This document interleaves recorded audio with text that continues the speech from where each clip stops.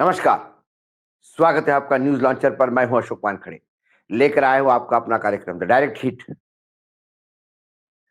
खबर अच्छी नहीं है। सुबह-सुबह ऐसी खबरें वाक़ई दिल हिला देती है, लेकिन क्या करें?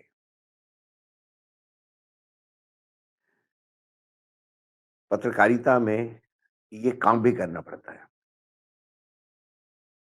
कल दोपहर को 12 बजे फिर हमारे जम्मू कश्मीर सेक्टर में एलओसी पे एक ब्लास्ट हुआ। एक जवान अग्निवीर शहीद हुआ और दुःख की बात ये है कि टीआरएफ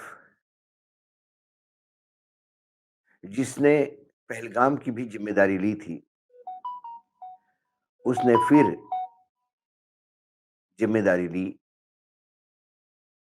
इसके मायने ये हैं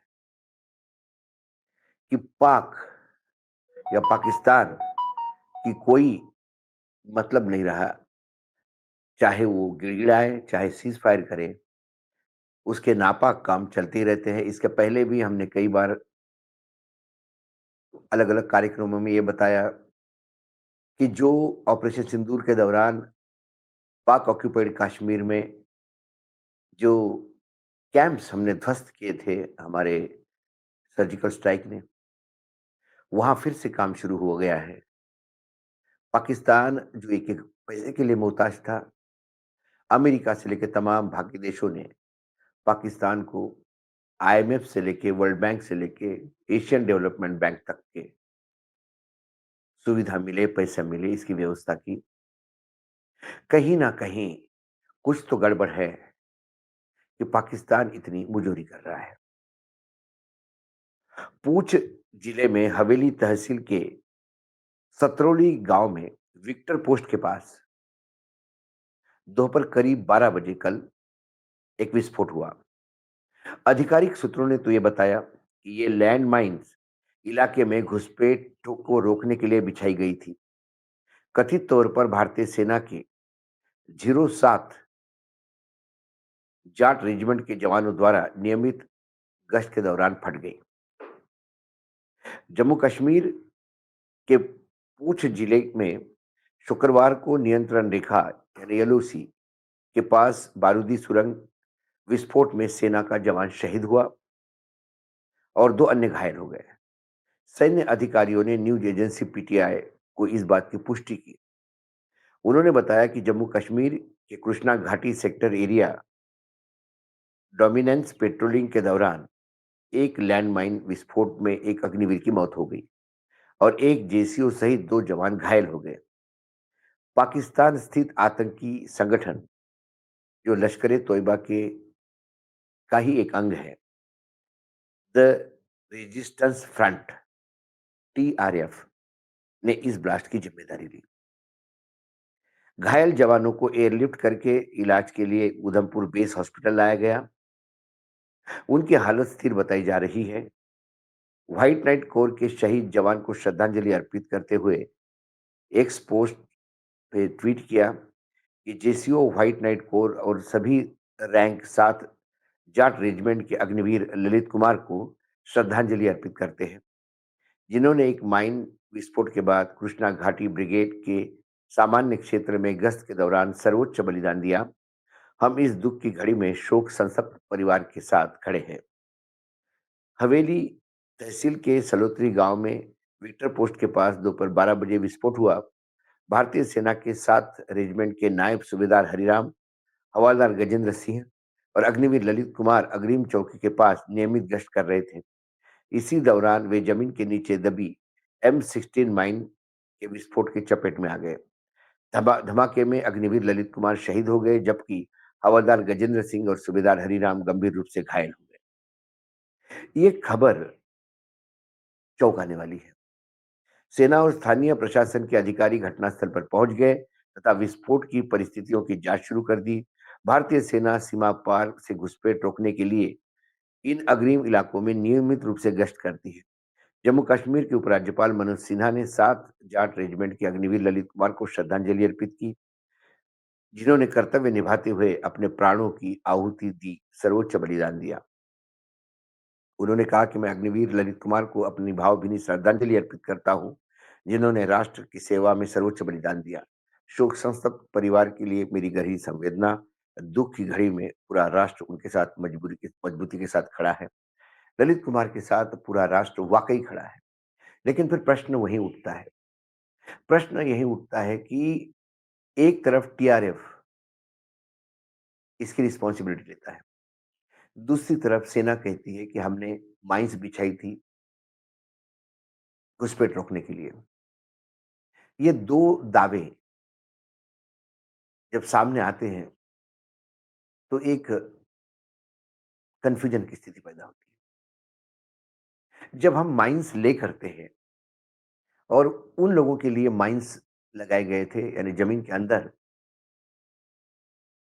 वो माइन्स रखते हैं, उसके ऊपर जैसे ही पैर पड़ता है, उसका विस्फोट होता है। तो यदि घुसपैठियों के लिए हमने माइन बिछाए थे, तो फिर हमारे गश्त करने वाली टीम के पास उसकी जानकारी क्यों नहीं थी?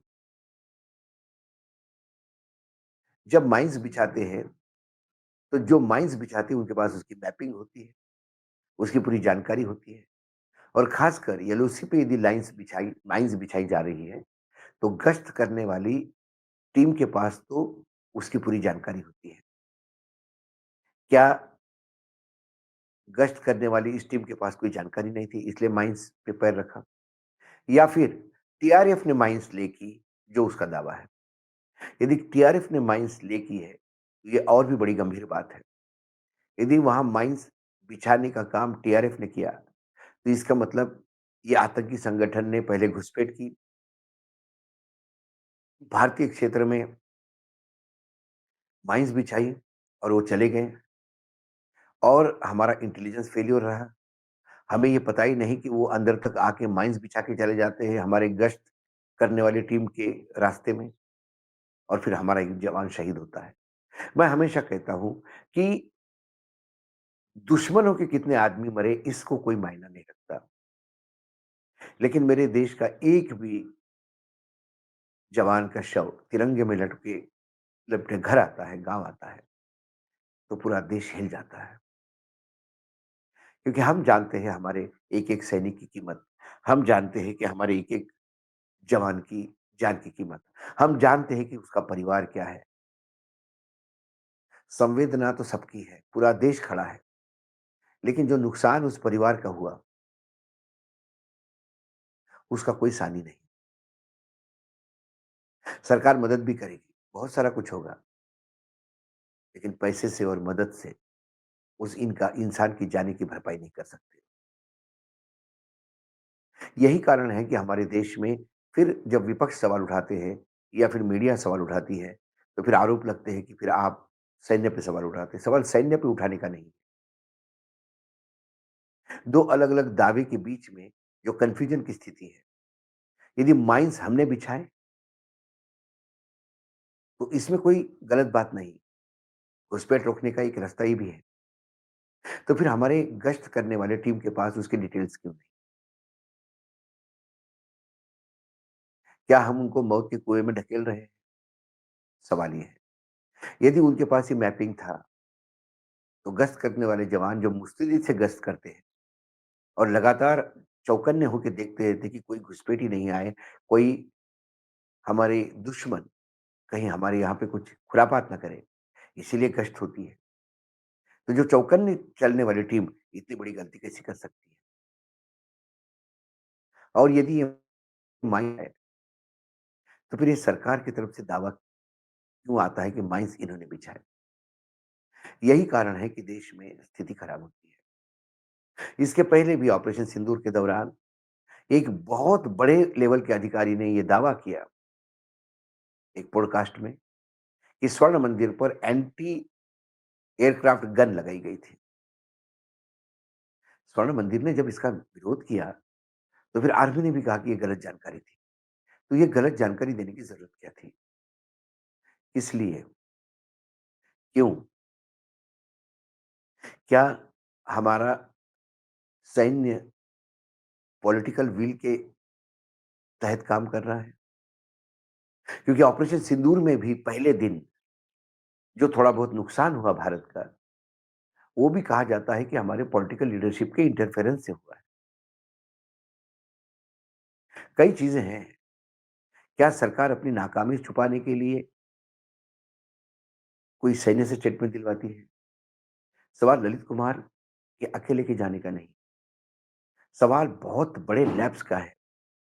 हमने माइन्स बिछाई, हमारे जवानों को कैसा नहीं मालूम, और टीआरएफ ने माइन्स बिछाई तो फिर हम क्या कर रहे हैं? फिर किस बात का सीज फायर? ऐसे कई सवाल जन्म देते हैं एक एक विस्फोट से। ये मात्र माइन विस्फोट नहीं, इस विस्फोट से सिर्फ ललित कुमार नहीं गए, शहीद नहीं हुए। इस विस्फोट से मुझे शहीद अपनी विदेश नीति होती हुई दिखाई देती है। हमारी पॉलिटिकल लीडरशिप अपने स्वार्थ के लिए कहाँ तक उतरती है, ये दिखाई देती है। कई चीजें हैं, क्योंकि ऑपरेशन सिंदूर से लेकर आज तक सवाल ही सवाल है, जवाब कोई नहीं देता। और जो जवाब आ रहे हैं, वो इतने विसंगत आ रहे हैं कि फिर सोचने के लिए मजबूर होता है इंसान कि कर क्या रहे हैं। आज फिर यदि टीआरएफ ने ये किया, तो फिर मेरा देश हिट हुआ। और यदि हमारी माइंस खुद की हमने बिछाई हुई है, तो फिर एक बार मेरा सिस्टम हिट हुआ, क्योंकि ये जानकारी हमारे गश्त वालों के पास कैसी नहीं। आज डायरेक्ट हिट में इतना ही। कल फिर आता हूँ किसी विषय के साथ। तब तक के लिए नमस्कार। देखते रहिएगा न्यूज़ लॉन्चर।